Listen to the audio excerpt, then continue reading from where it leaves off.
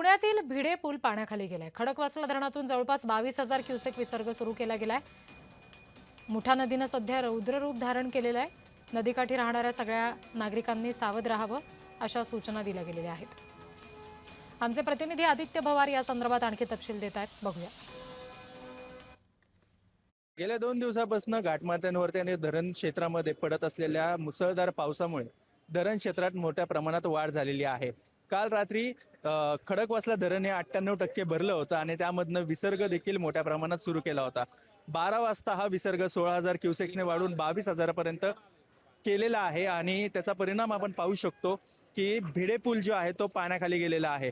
मोठ्या संख्येने हा विसर्ग केला असल्यामुळे या ठिकाणची ही दृश्य आहे ज्यामध्ये नदीने रौद्र रूप घेतलेला आहे आणि या ठिकाणावरचे सगळे जे आस्थापना आहेत, हॉटेल्स आहेत, त्यांना सूचना देऊन ते सगळे बंद करण्यात आलेले आहेत।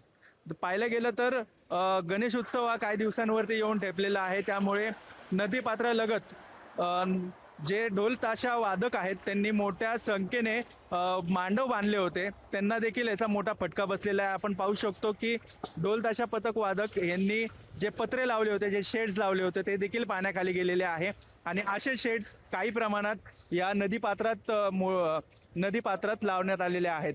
मात्र पाहू शकतो हा विसर्ग 2 वाजता देखील करण्यात आलेला आहे आणि पुढील 3 वाजता हा विसर्ग 34,000ने वाढवण्यात येणार आहे। पुण्याहून मी आदित्य भवार, जय महाराष्ट्र, पुणे। पुढच्या बातमी